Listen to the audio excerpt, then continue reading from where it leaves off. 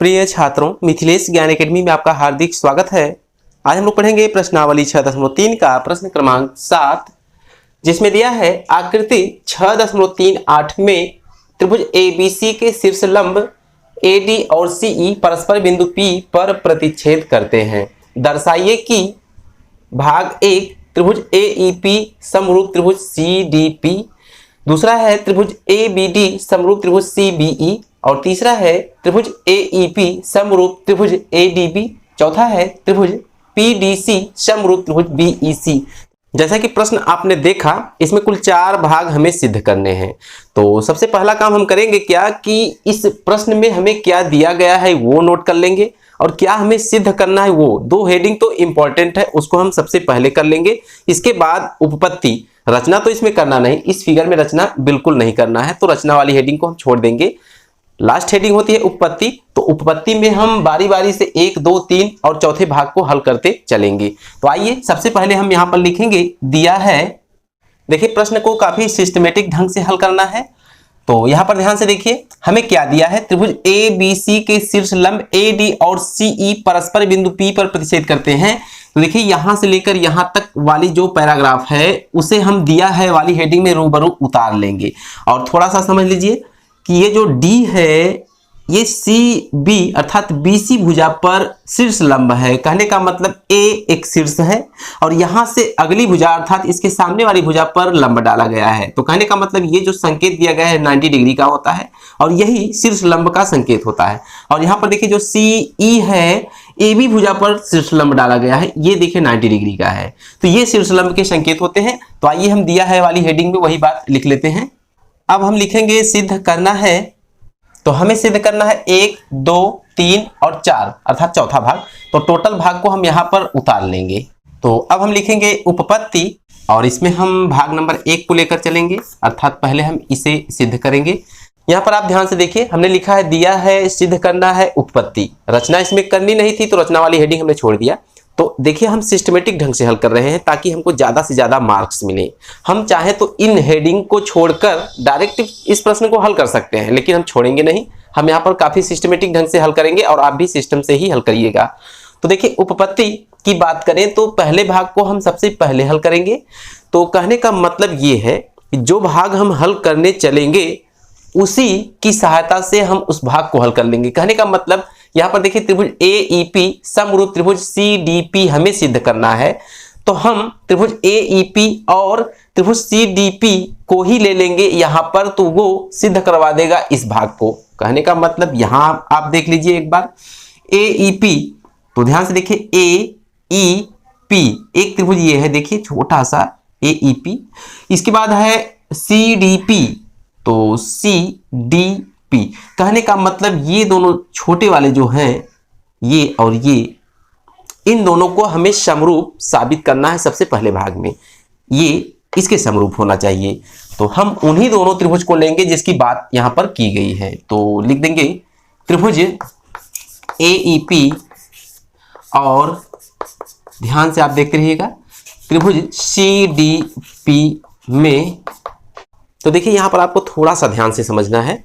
जब हम त्रिभुज AEP और त्रिभुज PDC की बात करेंगे तो ये जो है जहां इनका मिलान है अर्थात ये जो कोण है, ध्यान से आप देखिए ये वाला और ये वाला कोण देखिए, तो दोनों त्रिभुज के ये शीर्षाभिमुख कोण हैं। तो जैसा कि आपने कक्षा 9 में पढ़ा है शीर्षाभिमुख कोण बराबर होते हैं और कई बार ये इस्तेमाल भी हो चुका है। तो यहाँ पर देखिए शीर्षाभिमुख कोण ये बराबर हो गया। तो यदि एक कोण और बराबर हो जाता तो हम कोण समरूपता कसौटी लगाकर इस त्रिभुज को इस त्रिभुज के समरूप साबित कर ले जाते। तो यहाँ पर आपको ध्यान से देखना है, ये कोण इस कोण के बराबर हो गया। अब ध्यान देने वाली बात यह है कि जो कोण D है, ध्यान से देखिए ये 90 डिग्री का है, ये हमें प्रश्न में दे ही दिया गया है।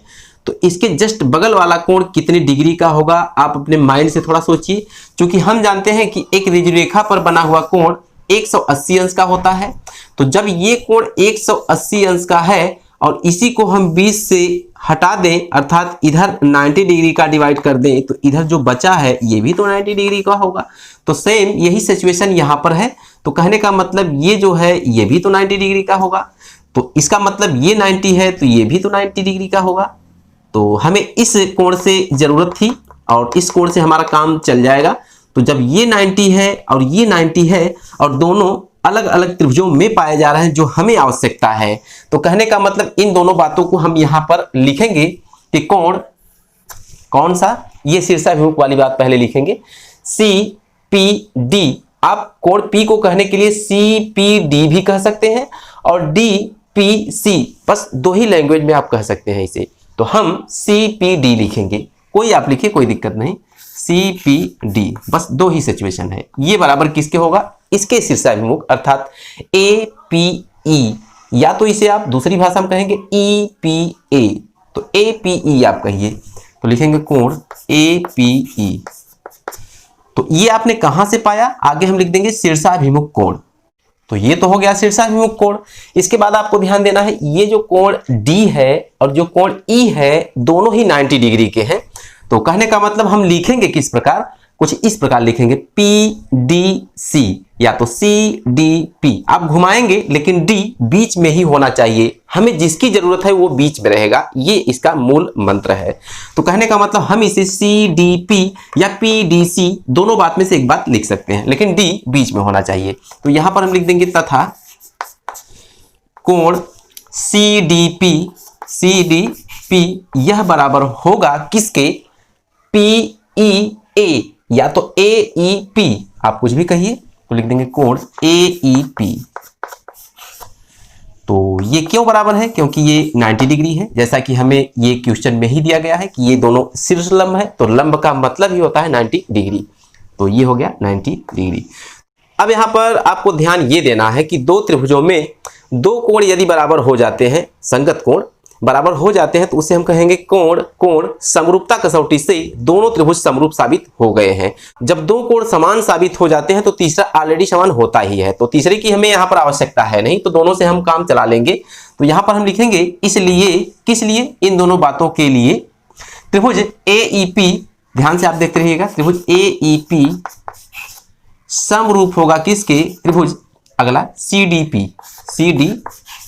अब ये क्यों समरूप साबित हुआ, क्योंकि हम यहां पर लिखेंगे कोण समरूपता कसौटी से।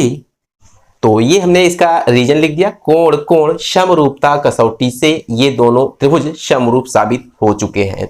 तो ठीक इसी प्रकार हम इसके दूसरे, तीसरे और चौथे भाग को भी हल करेंगे। तो यहां पर आइए हम लिखते हैं इसका दूसरा भाग, और जैसा कि हमने आपको बताया कि जो भाग हम लेंगे उसी त्रिभुज को ले लेंगे, कहने का मतलब ABD और CBE की बात की गई है। तो ध्यान से आप देख लीजिए एक बार, ABD, ध्यान से देखिए ये वाला त्रिभुज इतना बड़ा, ये वाला ABD और CBE, तो ध्यान से देखिए CBE ये वाला, इन दोनों को हमें समरूप साबित कर देना है। तो उन्हीं दोनों को हम यहां पर ले लेंगे, त्रिभुज ABD और त्रिभुज CBE में ABD, ध्यान से देखिए ABD में ये जो कोण है ये देखिए 90 डिग्री का है, और देखिए CEB अर्थात CBE कहिए, दोनों बात एक ही है, ये जो कोण है 90 डिग्री का है। तो दोनों ही त्रिभुज में एक ऐसा कोण है जो 90 अंश का पाया जा रहा है, तो इस बात को हम सबसे पहले वहां पर नोटिस कर लेंगे। तो यहां पर हम लिखेंगे कोण CEB और यह बराबर होगा किसके, BDA, कहने का मतलब ADB, जो मर्जी वो लिखिए, लिखेंगे कोण ADB। अब ये क्यों आपस में बराबर है, क्योंकि दोनों ही 90 अंश के हैं, ऐसा हमें दिया गया है। तथा अब एक कोण की और यहां पर हम बात करेंगे, तो आप बहुत ही ध्यान से देखिए, ABD एक त्रिभुज है और CBE एक त्रिभुज है, इन्हीं दोनों की बात की जा रही है। तो इन दोनों त्रिभुज में आप ध्यान से देखिए, जो कोण B है ये वाला, ध्यान से देखिए, ये दोनों में उभयनिष्ठ पाया जा रहा है। फिर से एक बार देखिए, ABD एक त्रिभुज हो गया और दूसरा है CBE, देखिए B दोनों में पाया जा रहा है। बहुत ही बारीक मामला है और बहुत ही आसान है। तो कोण B के बराबर है, इस बात को हम लिखेंगे और उसके आगे लिख देंगे उभयनिष्ठ है। तो यहां पर लिखेंगे कोण बी को हम किस रूप में लिखेंगे, इस त्रिभुज ए बी डी के लिए कुछ दूसरे टाइप का लिखेंगे, अर्थात ए बी डी या डी बी ए लिखेंगे। तो हम लिखेंगे कोण ए बी डी, ध्यान से देखिएगा, कोण ए बी डी यह बराबर होगा किसके, इस बड़े वाले से लेंगे अर्थात दूसरे वाले से, सी बी ई।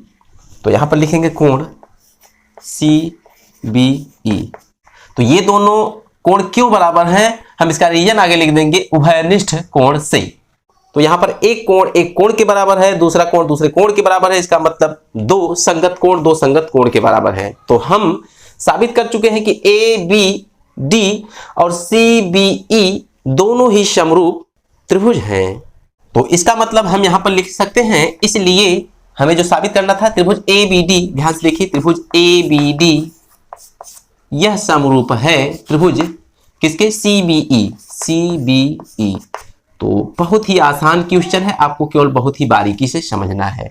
तो ये क्यों समरूप है, इसका भी रीजन हमें देना पड़ेगा। तो यही है कोण समरूपता कसौटी से, तो इस बात को यहां भी हम लिख देंगे। तो जैसा कि आप देख रहे हैं, यहां पर हमने पहला और दूसरा भाग हल कर लिया है, आप स्क्रीनशॉट इसका ले सकते हैं। इसके बाद हम तीसरे भाग की तरफ चलेंगे। तो ध्यान से देखिए, इसका जो तीसरा भाग है त्रिभुज AEP समरूप त्रिभुज ADB हमें साबित करना है।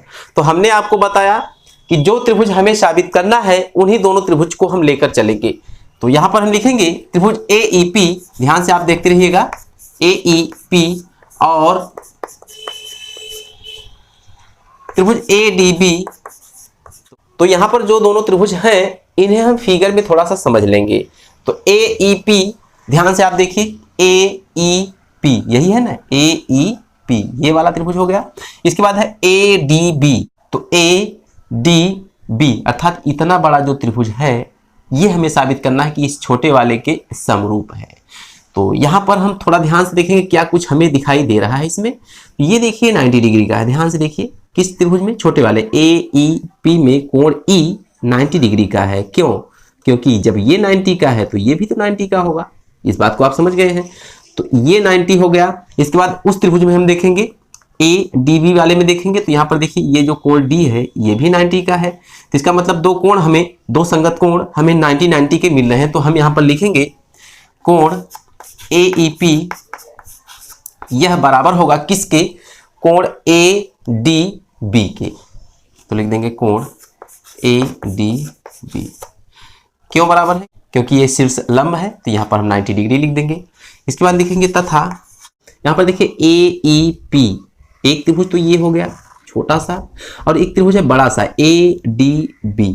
इन दोनों त्रिभुज में ये जो कोण A है, आप ध्यान से देखिए, ये वाला, ये कोण A दोनों में पाया जा रहा है। फिर से एक बार रिवीजन करते हैं, AEP की बात करेंगे तब भी A का नाम आ रहा है, और जब हम ADB की बात कर रहे हैं तब भी A का नाम आ रहा है। तो इस बात से स्पष्ट है कि कोण A के बराबर होगा।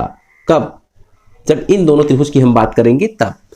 तो यहां पर हम लिखेंगे कोण, अब A को लिखने के दो तरीके हैं, या तो आप EAP लिख दीजिए या तो आप PAE लिख दीजिए, आपकी मर्जी। तो यहां पर हम लिखेंगे EAP यह बराबर होगा किसके, अब हम बड़े वाले की सहारा से लिखेंगे, तो DAB लिखेंगे या तो BAD लिखेंगे, और DAB। तो ये दोनों क्यों आपको प्राप्त हुए हैं, उभयनिष्ठ हैं। उभयनिष्ठ का मतलब दोनों में कॉमन पाया जा रहा है, इसके आगे हम लिख देंगे उभयनिष्ठ कोण।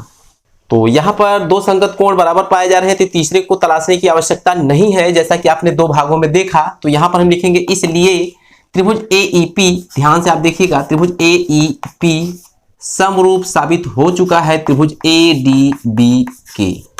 तो क्यों साबित हुआ है, क्योंकि यहाँ पर कोण समरूपता कसौटी पाई जा रही है। तो फिर से हम उसी बात को यहाँ पर लिख लेंगे। अब बात आती है चौथे भाग की। तो यहाँ पर देखिए PDC समरूप त्रिभुज BEC की बात की जा रही है। तो यहाँ पर हम चौथा भाग लिख लेते हैं और इसे भी साबित कर लेंगे। तो यहाँ पर हम लिखेंगे त्रिभुज, उन्हीं दोनों त्रिभुज को लेंगे, त्रिभुज PDC, ध्यान से लिखिए PDC, और त्रिभुज कौन सा, BEC। तो PDC और BEC को हम फिगर में ध्यान से देखेंगे क्या हमको कुछ दे रहे हैं। तो PDC देखिए PDC, फिर से वही छोटा वाला आ गया, ये देखिए ध्यान से PDC, और आगे है BEC, ध्यान से देखिए BEC कहाँ है, तो यहाँ देखिए BEC अर्थात ये जो बड़ा वाला है, ध्यान से देखिए BEC अर्थात ये बड़ा वाला, और इस छोटे वाले के समरूप हमें दिखाना है। तो यहाँ पर देखिए जो कोण E है ये वाला, ये 90 डिग्री का है, और ये जो छोटा सा है इसमें ये वाला जो है ये 90 डिग्री का है। तो दो बातें तो हमें मिल गई, ये कोण इस कोण के बराबर है। तो दोनों को लिखने का तरीका क्या होगा कि हम लिखेंगे कोण PDC बराबर है कोण CEB के। तो यहां पर हम लिखेंगे कोण PDC, आप फिगर में ध्यान से देखते रहिएगा, PDC बराबर है किस कोण के, CEB, कोण CEB। दोनों क्यों बराबर हैं, क्योंकि दोनों ही 90 अंश के हैं। इसके बाद लिख देंगे तथा अगली बात हमें उसमें क्या दिखाई दे रही है, दोनों में आप ध्यान से देखेंगे तो कोण C ध्यान से देखिए, कोण C इसमें भी पाया जा रहा है, अर्थात इस छोटे वाले में अर्थात PDC में भी C पाया जा रहा है, और बड़े की बात करें CEB की बात करें, बड़े में भी ये C पाया जा रहा है। इसका मतलब दोनों में ये उभयनिष्ठ है, और दोनों में हम लिखने का तरीका क्या करेंगे, छोटे वाले के लिए जब हम लिखेंगे तो लिखेंगे PCD, क्या लिखेंगे PCD, कोण PCD बराबर होगा किसके, बड़े वाले में जब हम लिखेंगे तो लिख देंगे ECB, कोण ECB। तो किस आधार पे हमने इसको बराबर लिखा, लिख देंगे उभयनिष्ठ कोण से। तो एक बार फिर से वही सिचुएशन आई है कि यहाँ पर दो संगत कोण बराबर हो गए, तो तीसरे को तलाशने की आवश्यकता नहीं है, हम यहाँ पर सिद्ध कर चुके हैं कि त्रिभुज PDC और त्रिभुज BEC समरूप हो गए हैं। तो लिख देंगे इसलिए त्रिभुज PDC, ध्यान से देखिएगा, PDC समरूप त्रिभुज BEC। तो इसको हमने क्यों समरूप लिखा, कोण समरूपता कसौटी से, और उसी बात को नीचे हम एक लाइन लिख देंगे। तो यही है प्रश्न क्रमांक 7 के चारों भाग का हल, और आपने बखूबी सीख लिया होगा। तो आज की वीडियो में बस इतना ही, फिर मिलेंगे अगले क्वेश्चन के साथ अगली वीडियो में, तब तक के लिए धन्यवाद।